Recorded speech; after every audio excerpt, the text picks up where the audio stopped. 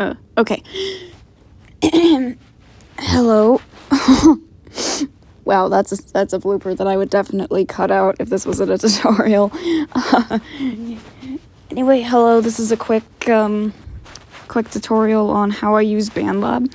So I'm gonna undo everything. Long story short, this is my second attempt to record this because my cat was sabotaging the first time. So I'm gonna undo everything that I did really quick. It's not gonna let me undo everything. Oh wait, it did let me undo everything. I just haven't unmuted the track. My voice hurts. Anyway. So, this is probably not the best example audio for me to show this tutorial on. It is my second attempt at my demo reel. The full thing is 25 minutes, but because BandLab has a restriction of about 15 minutes, there's a couple of things that I would need to do in order to see the full clip, and I will get into that here in a minute. But first, I'm gonna kind of show how I move things around. So to move things around, usually if this clip had extra space, you would just drag it and drag it left to right, etc., etc. For cutting out clips, what you would do is you would scroll to the part where the clip starts first. I'm not sure. I don't remember where it is. I thought I told you never to speak of this again. Okay, that's towards the end of my first section of recording here. I'm going to strongly advise you don't do... it's gonna be further. Watch yourself. That there cliff is dangerous if you don't know how to climb it. I sounded way too cheerful on that. Anyway.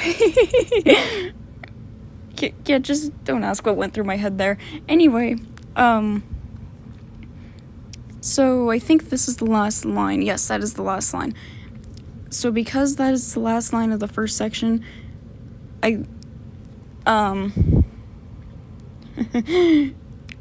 for some reason I was thinking you had to tap and hold, but you only have to tap here.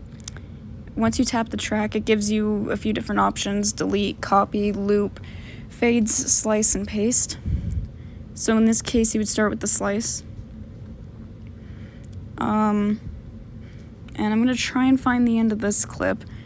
Heads up, there may be cursing because for this voice I did actually reference a voice where in the audition I dropped the F-bomb. I'm more than comfortable saying it, but yeah, I'm a sailor. If I let loose, I'm a sailor. Where? Dogs are such perfect angels! Okay, it's gonna be further than that, I think. How did you do it? Ah, yes, because trying to tame a lion is a piece of... Wait, what is going on here? That's way too far. It's for Bandit. I don't think we need it. Bandit, there we go. Yeah, I was gonna say that seems a little far. Okay. Okay, noted. Alright, so this would be the end of the second clip, so I would again slice it, take the entire thing and copy it, and delete it. Now I know, usually I probably wouldn't advise to do that especially not if you already have the second track available. But overall, I find the copy and delete and then paste thing much easier, because for me it takes a lot less time and such. Okay, so that's an example of how to separate, say, bloopers from the actual audio and such. Now, to get the remaining audio, what you would have to do, again, make a new track, and then this is where it gets a little bit more tricky. I don't remember if what I'm about to show works 100%, but I guess we're gonna find out. Basically, same thing, copy, delete, go all the way back, and I would recommend separating,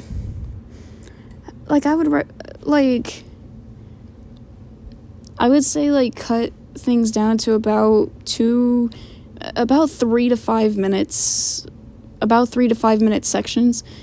In my opinion, it makes it a little bit easier.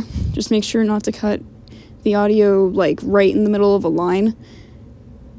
Like, I usually leave, like, about a bar and a half to 2 bars, according to BandLab, between each line. But this audio is also pre-recorded, so I have to be even more careful about that. But anyway, you paste it, you find the end here, and I'm probably not actually going to drag it all the way out. I'll do that later when I'm finishing up my editing of all of this.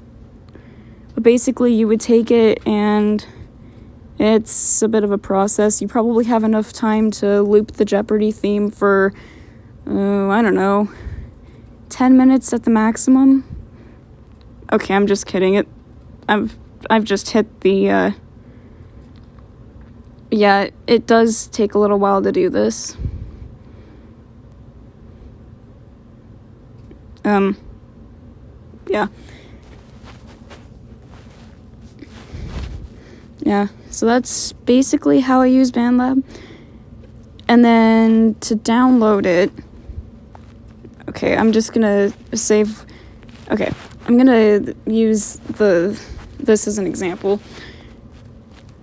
So to save it, you would save it here, name the project, say, I'm actually, instead of testing, I'm gonna name it tutorial. And yeah, ignore everything below that. Okay. So there was a part of the video that you probably just saw get cut, and that is because I may or may not have forgotten that when you download the audio, it'll pop up with options of who you can text it to, and it shows real faces. So basically you go in, you download it, download as audio, and then the way I do it on iOS is I save it to the files. From there is where it's probably going to differ between devices. But anyway, that's basically how I use BandLab for voice acting. Thank you for watching, and oh boy, okay, cool. My cat's not going to sabotage me. Anyway, probably gonna go take a nice long break. See ya.